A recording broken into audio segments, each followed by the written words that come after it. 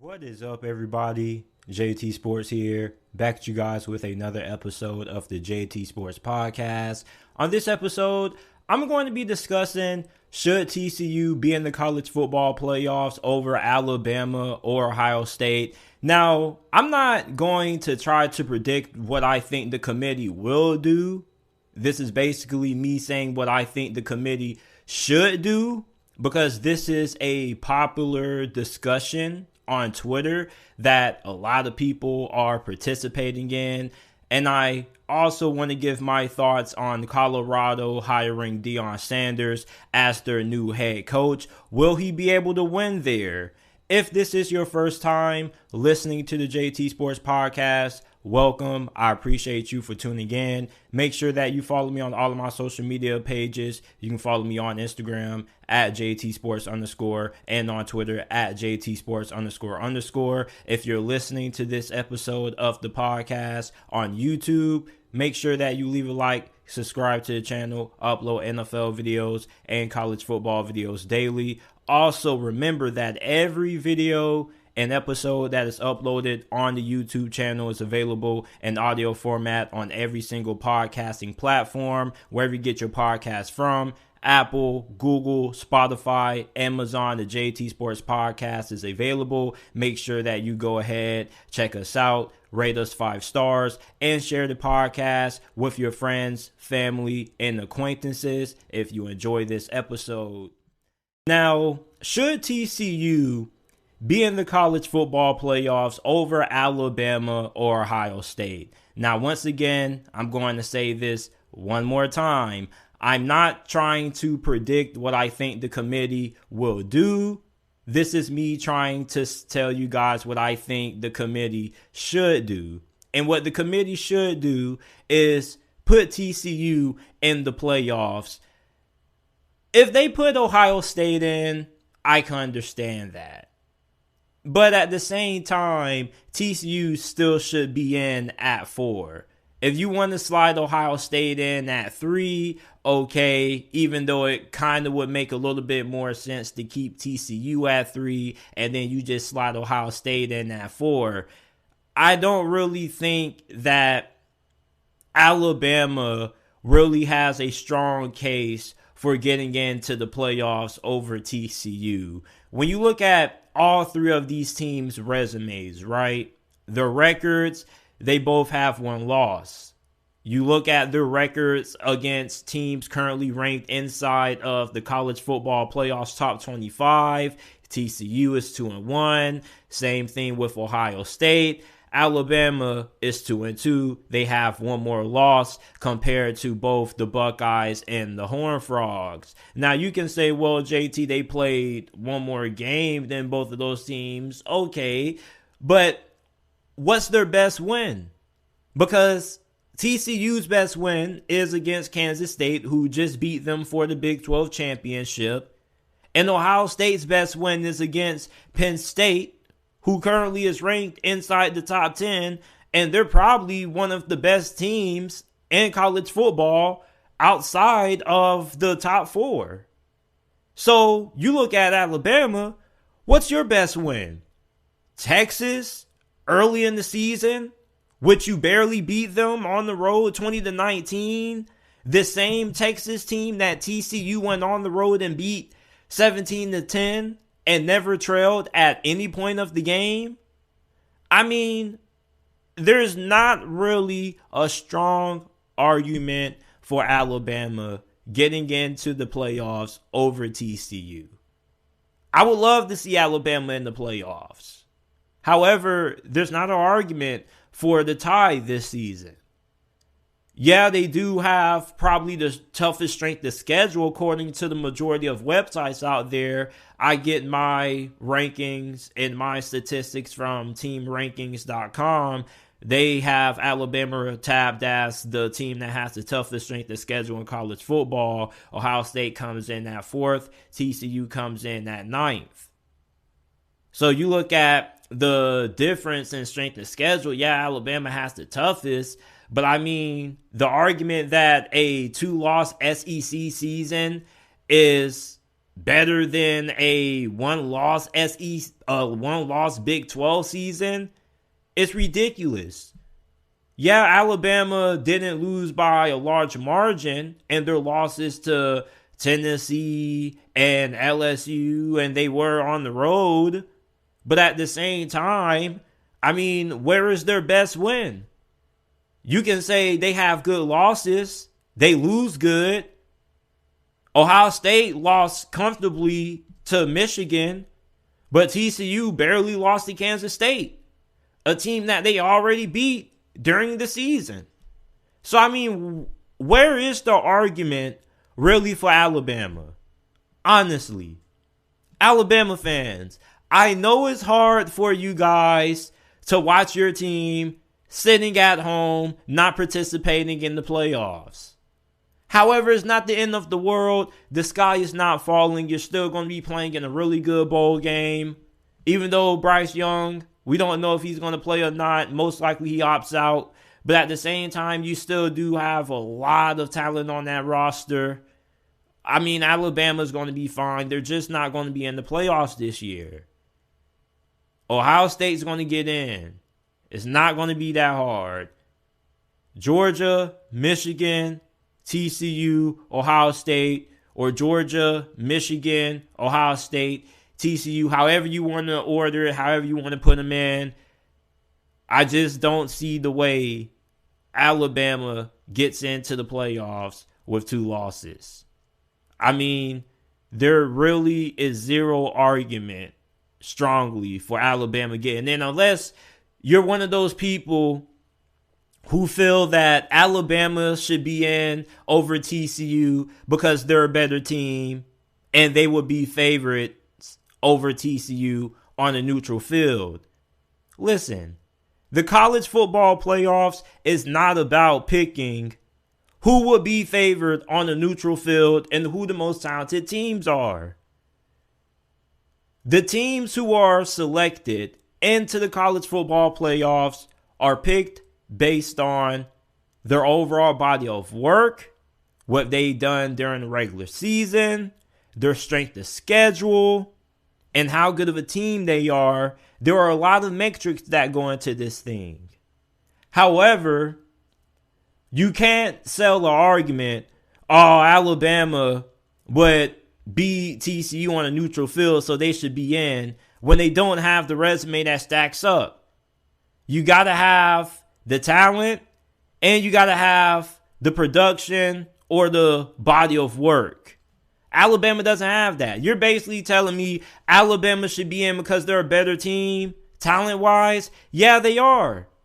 They're a better team than pretty much the whole entire nation. Every team in college football would be an underdog to Alabama. Most of them. Outside of Georgia, Ohio State, maybe a handful of teams. So to pitch this narrative that, we should put teams in based on who would be favorites or not, okay. I'm pretty sure there are a lot of teams that are not inside of the college football playoffs top 5 that probably would be a favorite over TCU. But that's not the point. It's about selecting the best 4 teams that also deserve to be in. So you got to pick the best teams that not only are the most talented, but also are the most deserving. I think a lot of people kind of get this a little bit misconstrued when we make these arguments about this team, about these teams and who should be in. Everybody's not working for Vegas. These people who's picking these teams, they're not inside Vegas. They're not picking odds. They're just going off the eye test. They don't got time to see what such and such record is against the spread and who would be a favorite against who on a neutral field. I mean, come on, bruh. Now you're just trying to, when you start pitching me arguments about who would be favorites over who, that's how I know you're running out of arguments. Let's keep this based on strength of schedule, records versus teams ranked inside the top 25 and win-loss. Nobody cares about who would be favorite. That's irrelevant. Tell me who are the most deserving teams who also happen to be the best in college football. Alabama's one of the best, but they're not one of the most deserving compared to TCU. Don't really understand the whole, Alabama should be in because they would be a favorite over TCU. Okay. And it's about the most deserving. Jesus, man. Who would be favored on a neutral field over Alabama? Not a lot of teams. So, I mean, you look at Alabama's resume at the end of the day, it's not good enough to get in. Alabama fans, you're going to be sitting this one out this year. Okay? But you're still going to be playing in a really good bowl game. I don't think a 10-win, potentially 11-win season is the end of the world when you've been dominating college football for damn near a decade and some change. It's okay to let another team make it to the college football playoffs. It's okay to see another team win another championship every once in a while, Alabama fans. It's okay. It's okay. It's really crazy how good of a program Alabama is. If they're not winning a championship or if they're not winning a SEC championship every year, the sky is falling. They literally won the SEC championship a year ago. They won a national championship not too long ago neither. And we acting as if these boys haven't won anything in 100 years. I mean, come on. Just chill. Enjoy your 10, potentially 11-win season. Okay? It's not the end of the world, Alabama fans. Relax. You're trying to find too many ways to make an argument that isn't really an argument. It's done. Okay? When you start talking about who would be your favorite on the neutral field, that's how you know your argument is finished. Will Deion Sanders be able to win at Colorado? So, news has officially broke that he is going to be heading to Colorado to be their next head coach of their football program. Now, Colorado has only had 6 winning seasons since the year 2000. You look at Deion Sanders and what he has done during his time at Jackson State. 27-5, 2-time SWAC Coach of the Year. They recently just won the SWAC Championship once again. So you look at Deion Sanders, he definitely has shown that he knows what it takes to build a championship program, at least at a FCS level. Now, he's moving up to the FBS, and definitely we understand that moving from FCS to FBS definitely is a transition. And then going from FCS to Power 5 is even a bigger transition. But at the same time, I think Deion Sanders, a.k.a. Coach Prime, is good for it. You know, people try to say, well, JT, he was only able to win at Jackson State because he was able to recruit such a dominant team. Okay, you don't think he's going to be able to recruit at a pretty high level at Colorado? Jackson State currently ranked 68th according to 24/7 Sports Team Talent Composite Rankings. There is no other team in the FCS that comes remotely close to where Jackson State is currently talent-wise. Jackson State also ranks higher on 247 Sports Team Talent Composite Rankings, higher than Kansas State, who just won the Big 12 championship, and Tulane, who just won the American. And they also have a roster that's more talented than the majority of the group of 5 schools out there and some of the bottom level Power 5 programs outside of, Kansas State, Tulane. You guys know what I'm talking about. So, for Deion Sanders, I don't think his ability to recruit talent at Colorado is going to be a problem, especially when you consider the fact that Jackson State reportedly had a recruiting budget that in 2021 was less than $20,000. Okay, Colorado at least is going to spend more than $600,000 when it comes to recruiting. Now, how much they spend on recruiting and how much they put into their football program compared to the other Pac-12 programs such as Washington, Utah, Oregon, and USC and UCLA, probably not the same. Probably a significant gap. However, I think with Deion Sanders there, I definitely think that Colorado most definitely is going to be a little bit more committed to football with him being the head coach there than how they have been previously. And not to mention, Colorado football generated $21.5 million in ticket sales and donations in 2021. That's way more than what Jackson State brought in revenue last year. I think they only brought in $2.1 million. So I think with Deion Sanders going to a school that has way more resources, way more money, better facilities, he's going to have no problem winning and assembling a good team at Colorado. You know, his son, Shadur, is going to end up transferring to Colorado. There are reports out there that he's already trying to recruit some guys from the transfer portal.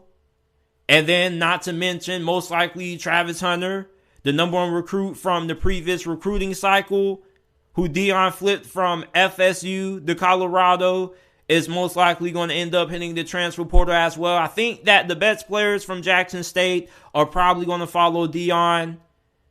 I don't know how many of the coaches are going to follow Deion. If Jackson State is smart, they probably would retain a coach from Deion's staff and make him their next head coach. But maybe they go elsewhere. But I probably could see a good amount of assistants following Deion to Colorado. One thing about Deion Sanders is that when he's recruiting these players out of high school, or he's trying to sell these guys to come to Colorado out of the transfer portal, he can say, listen, I'm Deion Sanders. I'm a Hall of Fame cornerback. Unlike these other college football head coaches, I have a legitimate resume. I'm not a failed football player. Unlike most of these coaches who end up having subpar careers, end up having to go into coaching, Deion Sanders ends up being one of the greatest football players of all time. So he's telling recruits, I know what it takes to get to that level. I can help you get to that level. You come to Colorado and come play for Coach Prime. I can help develop and teach you and then get you to the league. And there have been some Jackson State players who have gotten to the NFL under Coach Prime during his time at Jackson State. So with him being at Colorado, I expect him to be able to win. How fast will he be able to win? I don't know. But I'm not expecting Colorado to have 1 or 2 wins in 2023. That's for sure. And I definitely think with Deion Sanders having the ability to now use NIL, really how NIL was used to bring in the recruiting classes that Texas A&M brought in. So I think now you can actually say, oh, well, Deion now, he can actually start, dishing some money out to get some of these top-level recruits. And also some of these better guys that's in the transfer portal. So I think Deion Sanders is going to be able to win that Colorado. Colorado is going to end up having a really good coaching staff. Because one thing about Deion Sanders, when you look at his staffs, all of them have many guys who have tons of coaching experience at all levels. Well, at the NFL level. So I think for Deion, I don't think the coaching staff is going to be an issue. I definitely think that there's going to be some players who follow him to Colorado. Everybody isn't going to come. And then he's probably going to snag some good guys out of the transfer portal also. So this is it for this episode of the JT Sports Podcast. If you made it to this point, thank you. I appreciate you guys for tuning in. Once again, make sure that you guys leave a like and subscribe on the channel. And then, if you haven't already, make sure that you go ahead, leave a 5-star review on the JT Sports Podcast. The JT Sports Podcast is available on all podcasting platforms, wherever you get your podcast from. Apple, Google, Spotify, Amazon. Go ahead, give us a 5-star review. We're trying to get to 50 5-star reviews by the end of December. We're currently at 49, so we most definitely can make that happen. Go ahead, give the podcast a 5-star review if you enjoyed. Also, share with your friends, family members, acquaintances. Then, lastly, before we get out of here, make sure that you give us a follow on Instagram and Twitter. You can follow us on Instagram at JTSports_ and on Twitter at JTSports__. Thank you for listening to this episode of the JT Sports Podcast. I will see you guys with another episode shortly.